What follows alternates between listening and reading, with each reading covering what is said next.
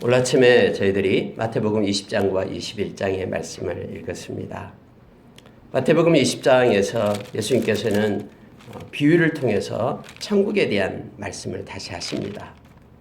그리고 21장에서 성전을 청결하게 하는 내용이 나오고 있고요. 또 두 가지 비유를 들어서 제자들을 거기에 있는 많은 바리새인들을 가르치고 우리로 하여금 천국에 대해서 또 예수님에 대해서 하나님에 대해서 어떤 권세를 가지고 어떻게 행하실 것인가를 우리로 하여금 깨닫게 합니다. 오늘 말씀 가운데서도 하나님께서 우리에게 큰 은혜를 주신 줄 압니다. 여러분 20장에 보면 옛날에는 이게 참 이해가 되지 않았습니다. 그런데 우리가 하나님의 주권을 인정하고 나서부터는 20장에 있는 이 포도원의 비유가 너무너무 은혜가 있다는 걸 우리는 알게 됩니다. 여러분 20장에는 이렇게 시작합니다. 천국을 나타내고 있는데요. 천국은 마치 품꾼을 얻어 포도원에 들여보내려고 이른 아침에 나간 집주인과 같다라고 성경 말합니다. 예수님께서 천국에 대해서 말씀을 하시는데 품꾼을 얻어가지고 포도원에 들여보내려고 품꾼을 얻어서 포도원에 가서 일을 하는 것과 일을 하게끔 하기 위하여 이른 아침에 일찍 일어나 나가서 이제 품꾼들을 얻는 집주인과 같다라고 말씀을 합니다. 그래서 여러분 이게 천국에 대한 논리라는 걸 알게 됩니다. 이게 세상적인 논리가 아니에요. 만약에 세상적인 논리라면은 이것은 맞지도 않아요. 왜냐하면 보십시오. 이 주인이 아침 일찍 인력시장에 나갑니다. 또 우리나라도 인력시장 곳곳에 있죠. 인력시장에 아침 일찍 사람들이 나가요. 그러면 사람들이 와서 일할 사람들을 뽑아서 데려갑니다. 우리나라도 있어요. 저 성남도 있고요. 만약에 자기를 누군가가 써주지 않으면 자기는 온종일 일도 못하고 하루 일당이에요. 일당. 또 배고픈 그런 허기진 배를 안고 다시 또 집에 돌아오고 이래요. 저번에 저희 모교에 있을 때 그 인력시장에 나가서 봉사활동을 한 적이 좀 있습니다. 아침 일찍 나가서 밥을 해줘요. 어떤 사람이냐면은 일터에 팔려나가지 못한 사람들. 그 사람들은 아침도 먹지 않고 일찍 와서 막 기다리거든. 자기를 써달라고. 근데 사람들이 와서 자기를 뽑아가지 않으니까 그냥 허기진 배를 붙들고 집에 돌아가야 되니까 그들을 위해서 밥을 해주는 그런 봉사활동을 한 적이 있습니다만 아마 지금도 곳곳에서 그런 거 하고 있을 거예요. 그런 일을 다 교회에서 하고 있습니다. 대부분. 근데 여러분 아침 일찍 이 사람이 나갔어요. 집주인이요. 그래서 사람들을 뽑았어요. 2절에 보니까 이렇게 말합니다. 그가 하루 한 데나리온씩 품꾼들과 약속하여 포도원으로 들어보내고 이렇게 되어 있습니다. 우리 집에 와서 일하면은 이 포도원에 와서 일하면은 한 데나리온을 주겠다라고 약속한 거예요. 약속을 한 겁니다. 계약을 맺었어요. 오늘 하루 일당 한 데나리온 줄게. 우리 포도원을 위해서 일해라 하니까는 이 일꾼들이 너무나 좋았죠. 왜냐하면은 자기를 써주는 사람이 있다는 것은요 행복한 거예요. 그렇지 않을 때는 온종일 굶고 또 일도 못하고 그냥 거기에서 머뭇거리고 있어야 되잖아요. 근데 이 주인은요, 이제 일부 들여보냈습니다. 또 제3시에 나갔다고 얘기합니다. 여러분 여기서 말하는 이 시간은요, 오늘날 우리나라 시간으로 하려면은 6시간을 더 하면 됩니다. 그럼 제3시에 나갔다 그러면 9시에 나갔다라는 거예요. 뭐 아침 일찍 나간 것은 아마 뭐 6시쯤 나갔겠죠. 인력시장이니까요. 그럼 9시쯤에 나가니까 또 사람들이 거기에 서 있는 거예요. 그랬더니요, 9시쯤에 나가서 약속한 사람은 이렇게 말합니다. 4절이에요. 그들에게 이르되 너희도 포도원에 들어가라. 내가 너희에게 상당하게 주리라. 한 데나리온을 약속한 게 아니에요. 왜냐하면 하루 그 품꾼의 싹시 한 데나리온이거든요. 그러니까 너희들도 들어가라. 늦었지만 빨리 들어가 일해라. 그러면은 내가 너희에게 상당하게 줄게. 라고 말하는 거예요. 물론 그들은 생각했겠죠. 그들은 하루 품삯이 한 데나리온인데 내가 한 데나리온을 늦게 갔으니까 못 받겠지. 그러나 주인이 주는 대로 감사함으로 받겠다고 들어가서 일하는 거예요. 근데 여러분 성경에 보니까는 또 나가요. 참 이 집주인은요 긍휼이 많아요. 그러니까 6절에 가니까 제11시에도 나가보니 서 있는 사람들이 있는지라 이렇게 말합니다. 5절에 보니까 6시에도 9시에도 11시에도 이렇게 되어 있어요. 그러면 6시는 12시고요. 9시는 3시고요. 그렇죠. 11시는 오후 5시예요. 오후 6시에 끝나는데 1시간만 일하는데 11시에 나가도 사람들이 거기에 서 있는 거예요. 그래서 이 주인은 이렇게 6절에 말합니다. 11시에도 나가보니 서 있는 사람들이 또 있는지라 이르되 너희는 어찌하여 종일토록 놀고 여기 서 있느냐 했더니 그들이 하는 말이 아무도 우리를 써주지 않는다라는 거예요. 그랬더니 이 주인이 너무나 또 긍휼이 마음속에 있어가지고 그럼 들어가라. 1시간밖에 남지 않았지만 우리 포도園들어가서 1시간이라도 일해라 하면서 들여보냈다라는 거예요. 얼마나 고마웠겠습니까? 이 사람들 오늘 또 일을 못해서 땡치고 집에 들어갔는데 식솔들은 있고 또 아이들도 있고 하는데 어떻게 먹였을까? 그러면 여러분 그 일일 노동자들이 대부분 그렇잖아요. 하루 벌어서 하루 먹고 사는 이들이잖아요. 여러분 여기서 우리가 하나 알 수 있는 게 있습니다. 뭐냐면요. 이 주인이 원하는 게 뭘까요? 주인이 정말로 자기 포도원에 가서 막 사람들이 일을 해가지고 엄청난 생산을 위해서 부자가 되기 위해서 주인이 그렇게 일꾼들을 쓰고 있는 걸까요? 그러면은 아침 일찍 가서 일꾼들 품꾼들 들여다가 그냥 사용하고 다음부터는 안 나가야죠. 그러면 주인은 왜 포도원에 들어갈까요? 포도원에 왜 일꾼들을 들여보낼까요? 막 부자가 되고 엄청난 그 이익을 남기기 위해서 그들을 쓴 게 아니라는 걸 알 수 있잖아요. 그들이 너무나 불쌍해서 그들을 먹여 살리기 위해서 그들을 긍휼히 여겼기 때문에 그들을 포도원으로 보냈다라는 걸 우리는 알 수 있잖아요. 만약에 이게 세상의 경제 논리라고 얘기한다면요. 이렇게 하면 망해요. 근데 여러분 보십시오. 성경에는요. 이렇게 해서 다 들어갔어요. 근데 품삯을 주기 시작합니다. 저와 여러분은요. 이 중에 어디에 속하냐면요. 이 11시에 와서 그러니까 오후 5시에 들어와서 일한 사람들이에요. 1시간밖에 일하는 것이 없어요. 그런데도 이 주인은요. 마지막에 온 사람한테 한 데나리오를 주는 거예요. 하루 품삯을 다 주는 거예요. 그러니까 여러분 이렇게 차근차근 오후 5시에 온 사람, 3시에 온 사람, 12시에 온 사람, 9시에 온 사람 이렇게 차근차근 한 데나리오씩 주고 있는 거예요. 그런데 문제는 뭐냐면요. 처음에 온 사람들이 이걸 보고 있다가 자기들은 많이 받을 것처럼 생각을 했어요. 왜냐하면 1시간 일한 사람한테 한 데나리오를 주니까. 근데 너희들 이리 와라. 너희들 나하고 얼마 약속했지? 한 데나리오요. 그러면 이 한 데나리오를 받아가라 하는 거예요. 그러니까는 아침 일찍 온 사람들이 화를 내면서 막 역정을 낸다라고 성경에 지금 나와 있잖아요. 성경에 그렇게 돼 있어요. 그러면서 이렇게까지 얘기합니다. 주인, 이게 맞습니까? 12절이에요. 나중은 이 사람들은 1시간밖에 일하지 아니하였거늘 그들을 종일 수고하며 더위를 견딘 우리와 같게 하였나이다. 어떻게 우리와 똑같이 그들을 취급을 합니까? 그들은 1시간 일했고 우리는 온종일 더위를 피하면서 그렇게 일했는데 어떻게 우리가 똑같이 취급할 수 있습니까? 하면서 주인한테 화를 냈다라고 성경에 지금 나와 있는 거예요. 그러니까 주인이 이렇게 말합니다. 네 것이나 가지고 가라. 이렇게 말하는 거예요. 네 것이나 가지고 가라. 나중은 이 사람에게 너와 같이 주는 것이 내 뜻이다. 내가 너에게 잘못한 게 뭐가 있냐? 친구여. 내가 너와 한 데나리온의 약속을 하지 않았느냐? 그런 거 약속된 대로 네가 이걸 가지고 가라. 나는 이 사람들에게 긍휼을 베풀고 불쌍히 여기고 싶어서 이들에게 한 데나리온을 준 거다.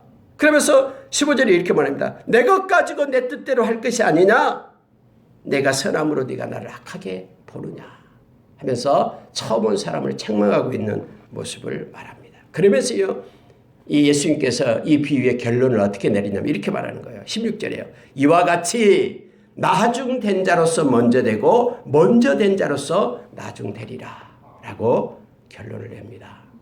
여러분 만약에 이게 세상의 논리라 그러면 맞지 않아요. 서두에 얘기했듯이. 그러나 천국의 논리는 이게 맞는 거예요. 왜냐인지 아십니까? 천국은요. 왕이 하나님이셔요. 우리 주님이 왕이다라고 성경이 말하잖아요. 그러면 천국은 뭐냐면은 이 천국은 구원을 얘기하고 있는 거예요. 이건 오늘 예수님께서 처음에 천국은 마치 품꾼을 데리러 간 것과 똑같은데 하면서 지금 말하는 거예요. 그럼 천국은요, 하나님의 주권 속에 있다는 걸 알게 하는 거예요.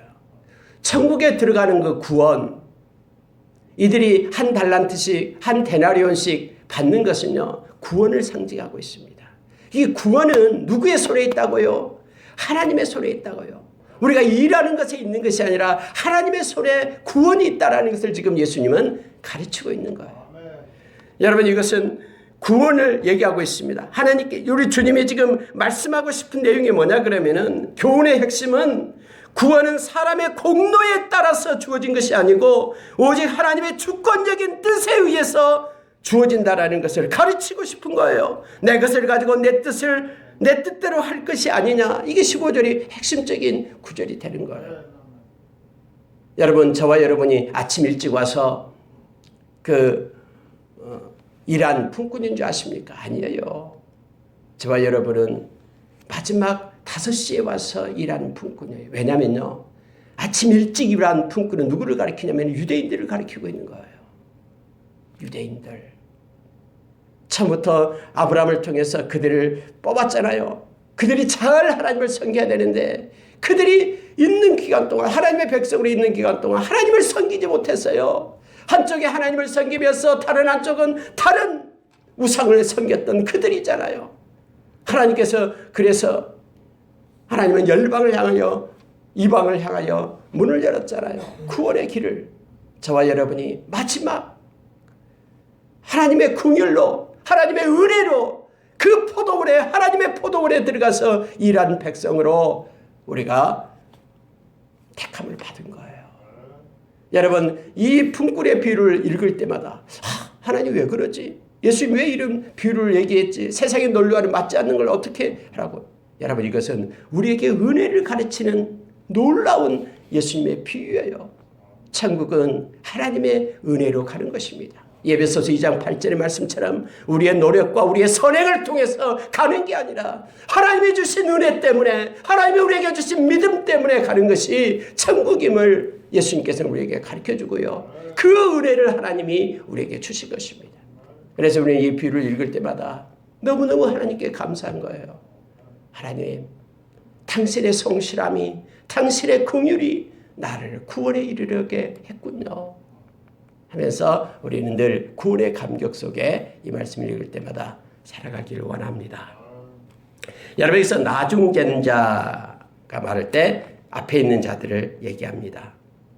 먼저 되고, 그러니까 나중된 자가 먼저 되고 먼저 된 자가 나중되리라. 뭐에 의해서요? 하나님의 은혜에 의해서요.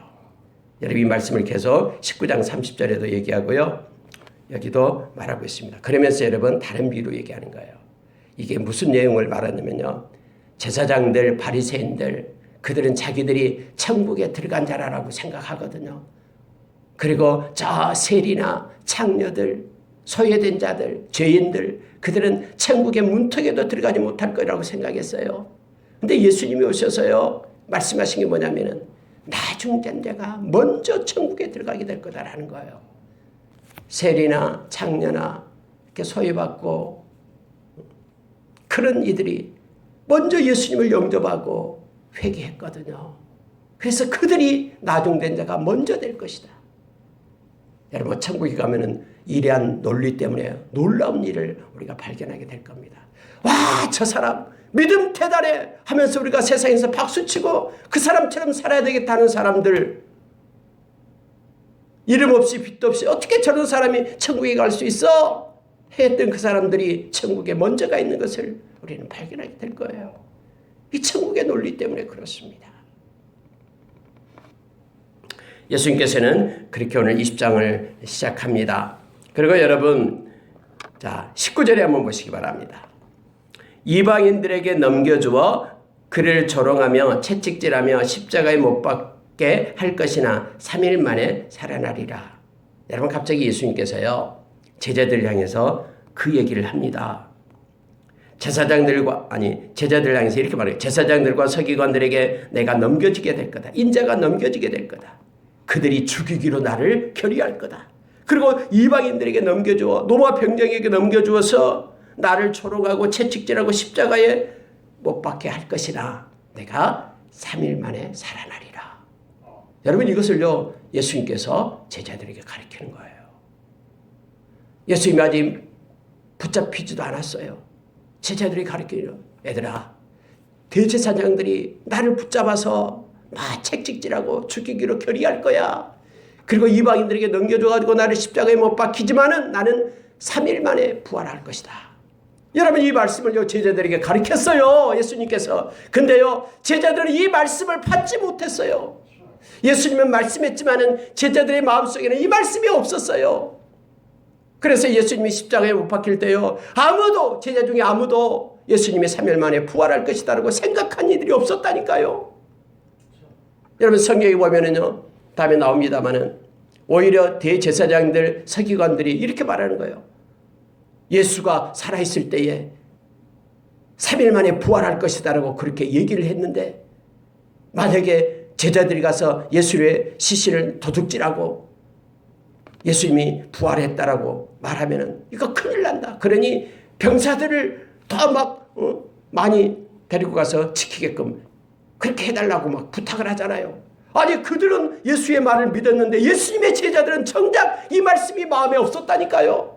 그래서 예수님이 부활했다는 예수님도요 믿지도 못했어요. 예수님은 그 제자들은요. 여러분 말씀은 들으나 마음 가운데 간직되지 않으면 그 말씀이 삶 가운데 아무런 영향을 끼치지 못한다는 것을 우리는 압니다. 그래서 골로새서 3장 16절에서 그리스도의 말씀이 너희 마음에 풍성히 거하며 이렇게 말합니다. 우리가 묵상하고 하나님의 말씀, 주님의 말씀이 우리의 마음 가운데 거하도록 그래야지만이 모든 세상의 일들을 말씀의 조명 아래 둘 수 있죠. 말씀으로 그것들을 우리가 평가하고 말씀이 캐논이 되어 말씀을 붙잡고 살아갈 수 있죠.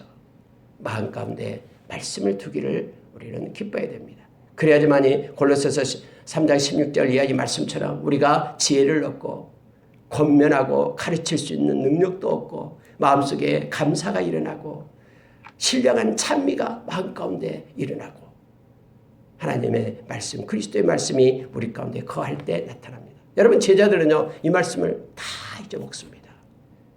그리고 부활의 주님을 만날 때야 그때야 이 말씀을 생각하고 그때 예수님이 그렇게 말씀하시고 말씀대로 예수님이 부활하셨구나. 말씀대로 이루어지구나. 그들이 알게 돼요. 성경은 그렇게 말합니다. 예수님께서 성령을 우리에게 보내주시잖아요. 당신의 영에. 그 성령님께서는 하시는 일이 그 일이에요. 우리의 마음 가운데 말씀을 기억나게 하고 말씀을 생각나게 하고 말씀을 따라서 살게끔 우리를 이끈다라고 진리 가운데로 우리를 이끈다라고 성경은 말해주고 있습니다.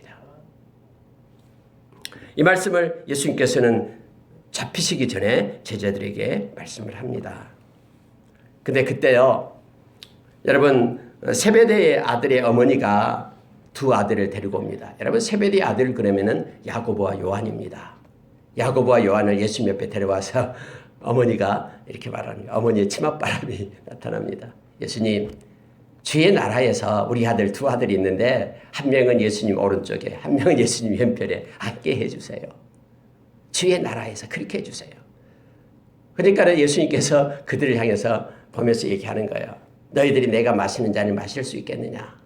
그러니까 그 두 제자가 예 우리가 마시겠습니다 라고 얘기하는 거예요. 예수님 말씀합니다. 너희들이 이 잔을 마실 수 있겠지만 내 좌우편에 앉은 것은 내가 정한 게 아니다. 하나님께서 정한다 라고 말하는 거예요. 그랬더니 이걸 다 듣고 있었잖아요. 10명의 제자가 화를 내면서 분노를 나는 거예요. 아니 세베대 아들의 그 어머니는 와가지고 자기 두 아들 예수님 옆에 앉아달라고 하니까 다른 제자들이 화를 내면서 서로 분노했다라고 지금 성경에 나온다는 거예요. 그러면서 싸우려고 합니다. 어떻게 그럴 수 있어? 그 옆에 자리에 내가 앉아야지. 여러분 이 제자들이 지금 하고 분을 내면서 하고 있는 내용이 뭡니까? 높아지려는 거잖아요. 높아지려는 거. 예수님께서 그들을 향해서 이렇게 말하는 거예요. 얘들아 세상 사람들처럼 그러지 마라. 세상의 논리로 살지 마라. 내가 너희들에게 천국에 대해서 그렇게 비유해서 가르쳐줬지 않느냐 하면서 말하는 거예요. 너희들은 천국의 논리로 살아라. 천국의 논리는 어떤 거냐면 하면서 제자들이 가르쳐준 것이 내용이 나옵니다. 그게 뭐냐면요. 25절 26절이에요. 자, 세상에서는 집권자들이 그들을 임의로 주관하고 그 고관들이 권세를 부리는 거 너희들이 알잖아.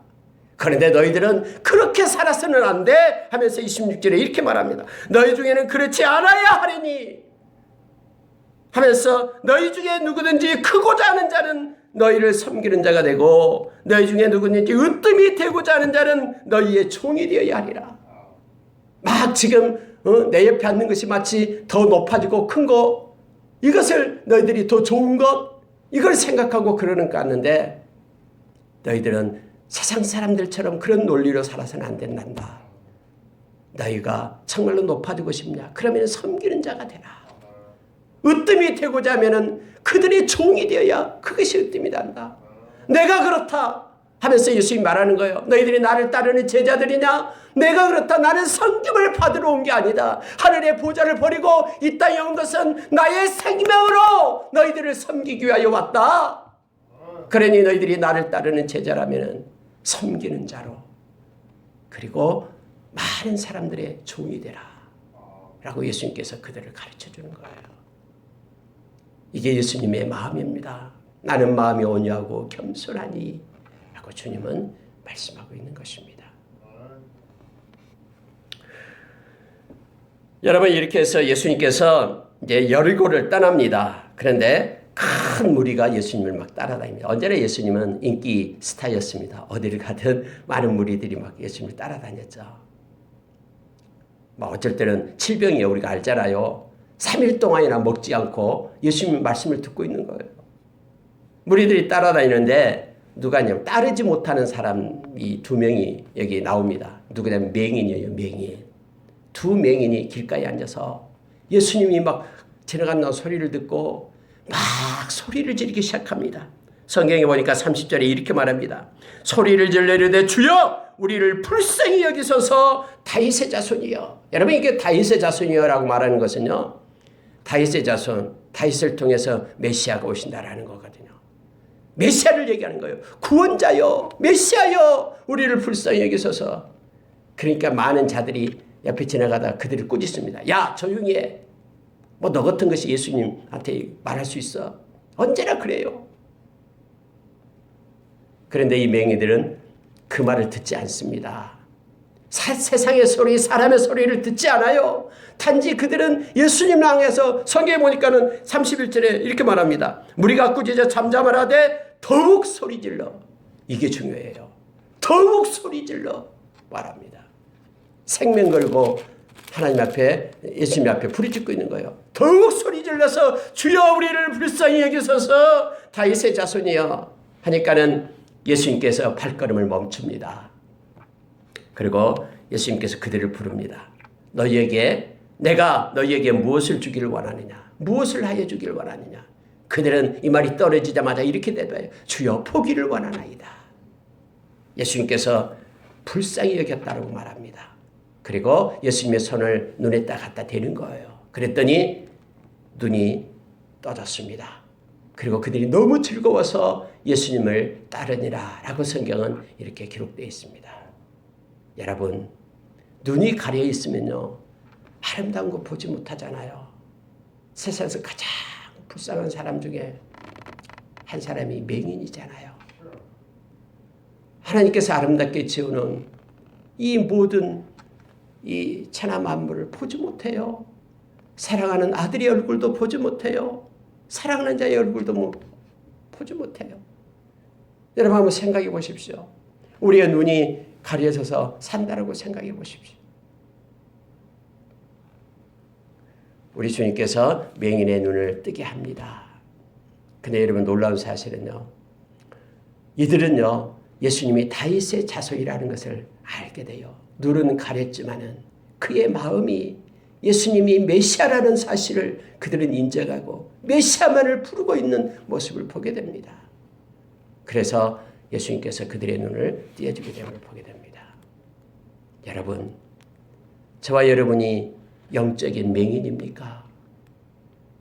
예수님을 보지 못하고 있습니까? 예수님께서 우리에게 주신 그 아름다운 것들을 우리가 느끼지 못하고 있습니까? 우리가 만약에 이 시간에 예수님을 바라보지 못하고 살아계신 그 주님을 알지 못한다면 우리도 이 맹인처럼 예수님 앞에 엎드려 외쳐야 됩니다. 다윗의 자손 예수여, 메시아 예수여, 구원자 예수여, 나의 눈을 열어주십시오. 그리고 나를 불쌍히 여겨서 보게 해주십시오. 주님께서 만들어주신 모든 아름다운 것들을 볼 수 있는 나의 영의 눈을 뜨게 해주십시오. 살아계신 주님을 보고 주님의 일하심을 보고 주님의 눈물을 보고 주님의 마음을 보고 주님의 뜻을 알 수 있는 눈을 열어 나를 세우십시오 라는 외침이 우리 가운데도 있기를 바랍니다.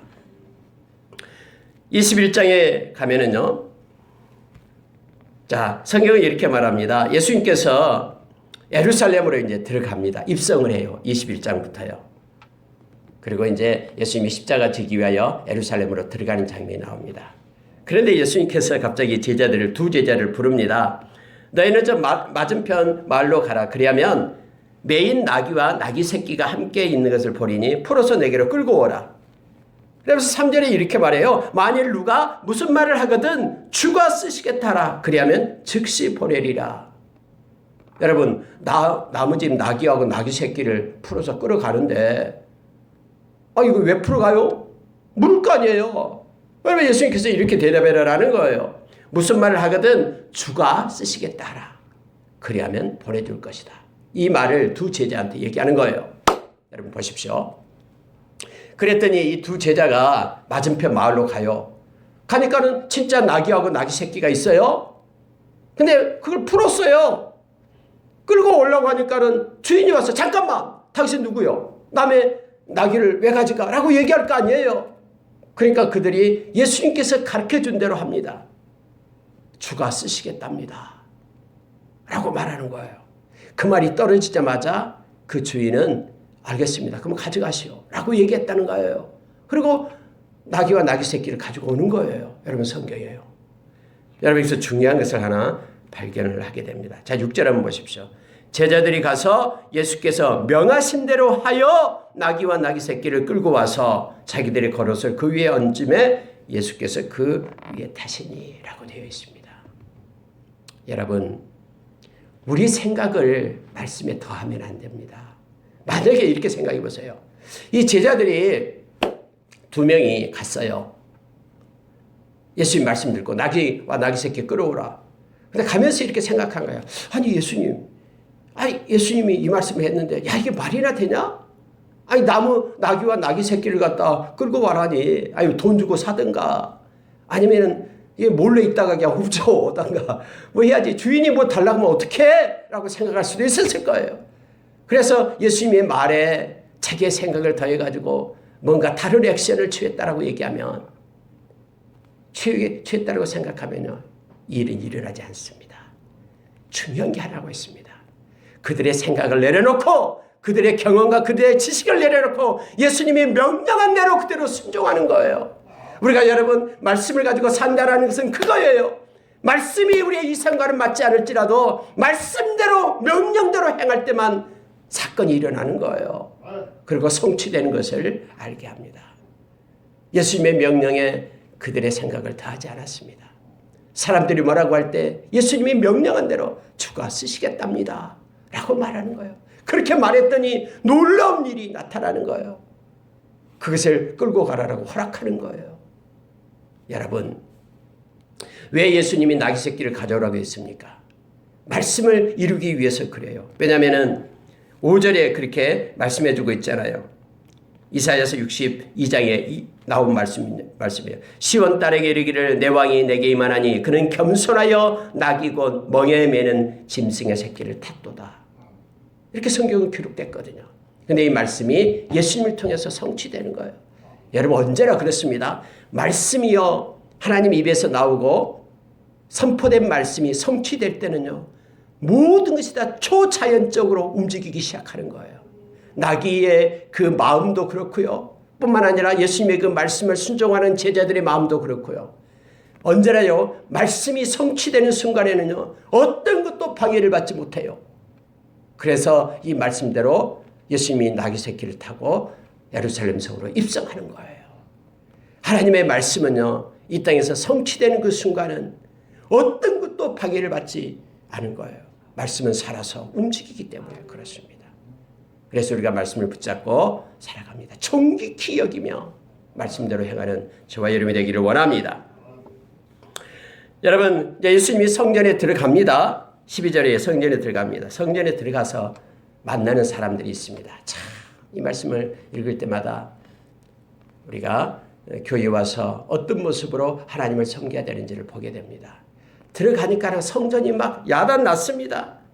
성전에서 매매하는 사람들이 있고요. 돈 바꾸는 사람들, 비둘기 파는 사람들, 예수님 가자마자 막 뒤집어 엎어요. 노끈으로 채찍을 만들어서 그 짐승들을 다 쫓아내고 돈을 땅에다 쏟고, 그러면서 예수님이 그렇게 말합니다. 내 집은 기도하는 집이라 일컬음을 받으리라 하였거늘 너희는 강도의 소굴로 만드는도다 하면서 성전을 청결하게 하는 사건이 나타납니다. 성전은 기도하는 집이다라고 우리에게 말해줍니다. 여러분, 예수님이 성전에 들어가서 만나는 사람은요, 이들뿐만 아니라 또 있었습니다. 또 누가 있었냐면요, 14절 보니까 맹인과 저는 자들이 있었어요. 맹인들이 있었습니다. 성전에 저는 자들이 있었습니다. 성전에서 나오며 예수께서 고쳐주었다라고 성경은 말합니다. 성전에는 또 누가 있었냐면은 대제사장 서기관들이 있었습니다.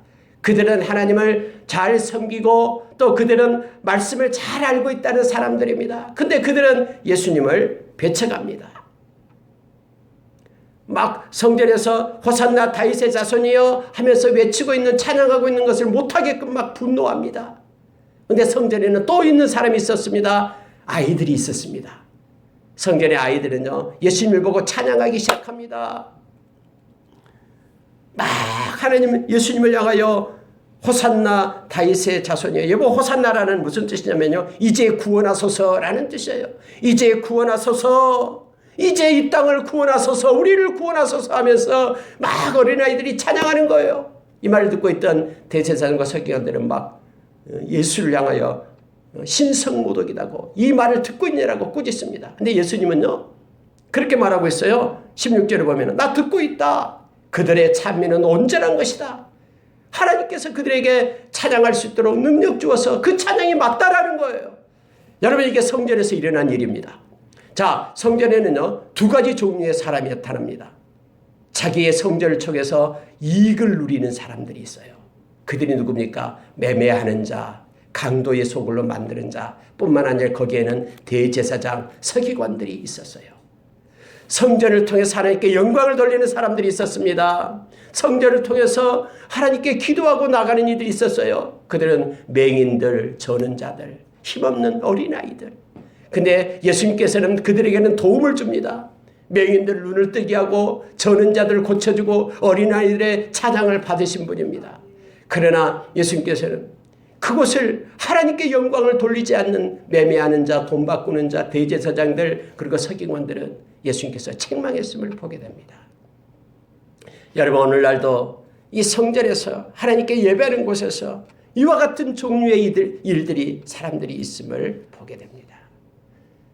우리는 교회에 와서 하나님께 예배할 때마다 늘 기도하는 자로 서야 됩니다. 뿐만 아니라 어린아이처럼 찬양하는 자로 서야 됩니다. 누구에게요? 하나님께요. 하나님께 기도하고 하나님의 이름을 높이고 찬양하는 곳이 성전입니다. 성전은 하나님을 높이는 것이지 나의 유익을 위하여 성전에 온 것이 아님을 예수님께서는 보여주고 있는 거예요.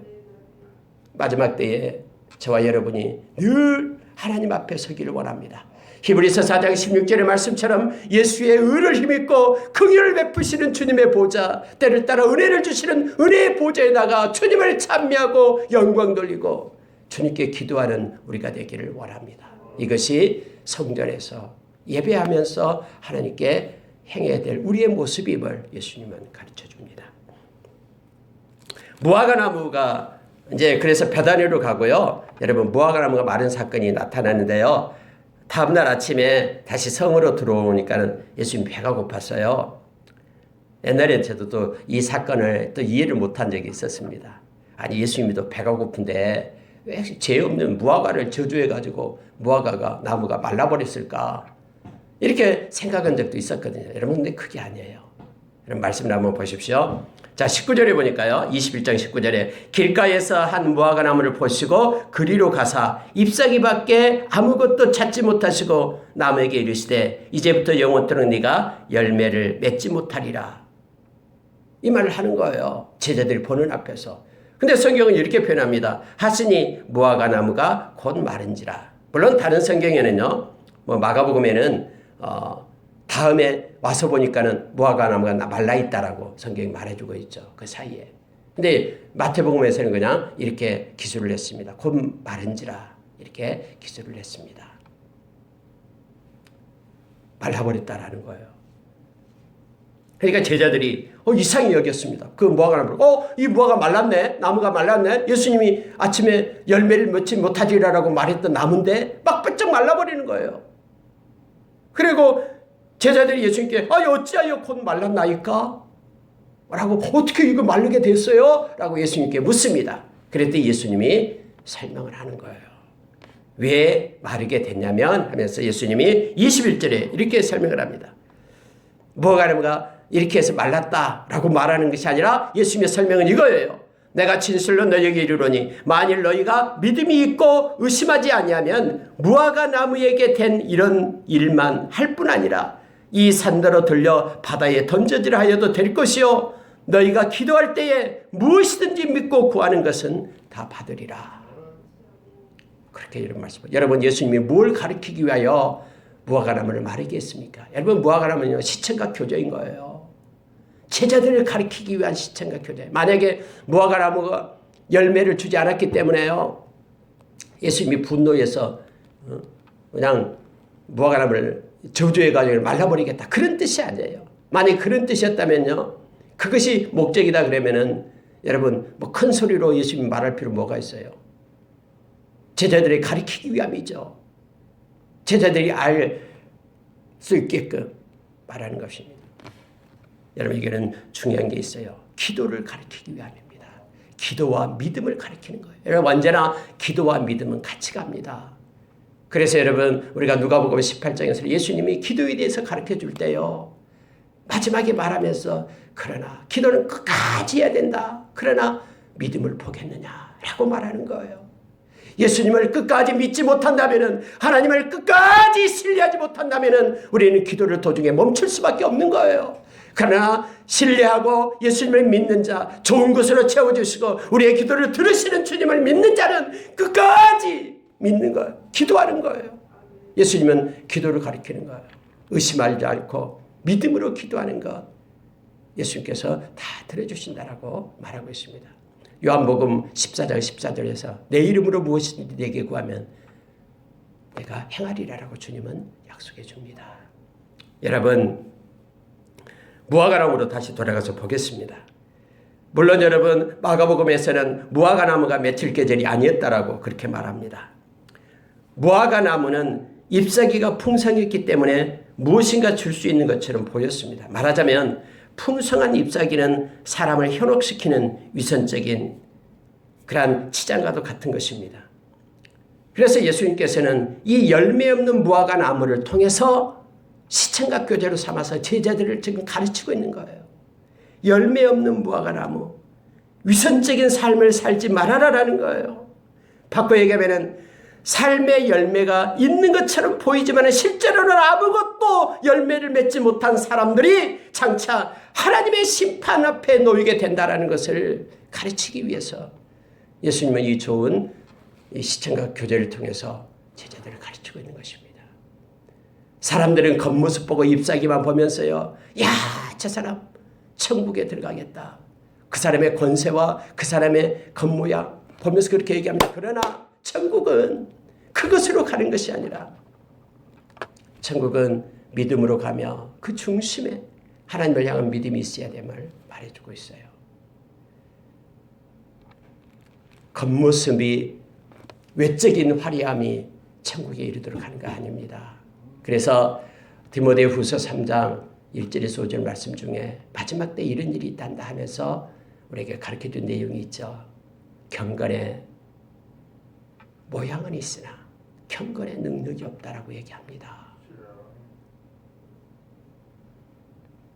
로마서 10장 10절에서 마음으로 믿어 의에 이르고 입으로 시인하여 구원에 이른다라고 말합니다.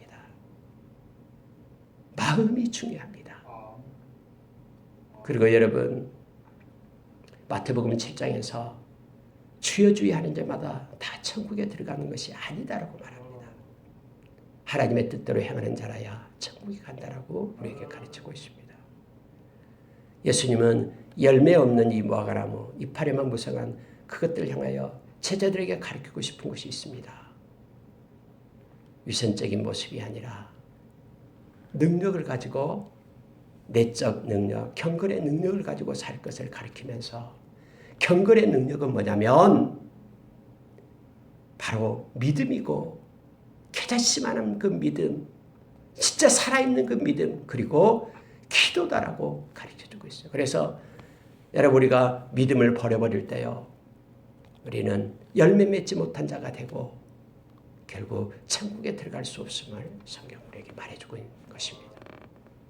이 말씀을 묵상할 때 우리는 깨닫게 됩니다. 주님이 제자들에게 가르치고자 하는 그 내용을 말씀 속에서 우리는 보게 됩니다. 여러분 마지막으로 이 말씀 드리고 마치도록 하겠습니다. 예수님께서는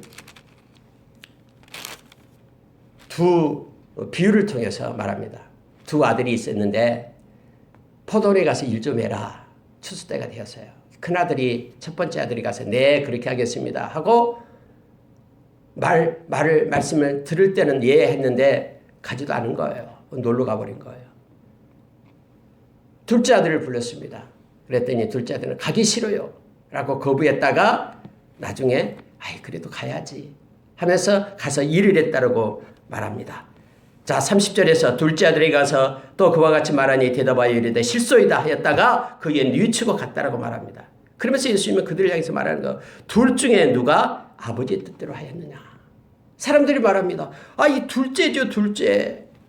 그러니까 예수님의 말씀이 이렇게 말하는 거예요. 세리와 창녀들이 너희보다 먼저 하나님 나라에 들어가리라. 이렇게 말하는 거예요. 세리와 창녀.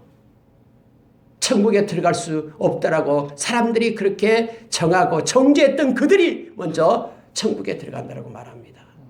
무슨 얘기냐면은 그들은 살아있는 믿음을 가졌다라는 거예요. 말로만 하는 위선적인 무화과 이파리와 같은 그런 이파리만 있는 위선적인 믿음이 아니라 실제 뉘우치고 회개하고 말씀을 따라가는 그들이 천국 백성이다라고 예수님은 가르쳐주고 있습니다. 말씀을 마치겠습니다. 43절에 보니까요. 그러므로 내가 너희에게 이르노니 하나님의 나라를 너희는 빼앗기고 그 나라의 열매 맺는 백성이 받으리라.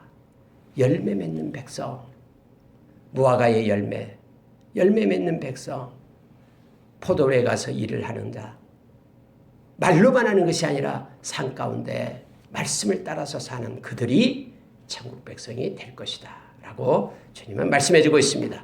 여러분의 말씀 가운데 우리는 깨달은 것이 있습니다. 우리가 하나님의 말씀을 가지고 살아가는 자, 마음 가운데 말씀을 풍성히 거함으로 이 말씀이 동력이 되어 우리의 삶을 이끄는 말씀의 사람이 되기를 원합니다. 성전에는 하나님께 영광 돌리는 예배, 마음을 다해서 그분을 찬양하고 그분께 기도하는 자들이 성전에 있어야 됨을 우리 주님은 가르쳐줍니다. 믿음으로, 기도로 우리가 마지막까지 주님 앞에 이를 때까지 그렇게 주님 앞에 서기를 원합니다. 함께 기도하겠습니다.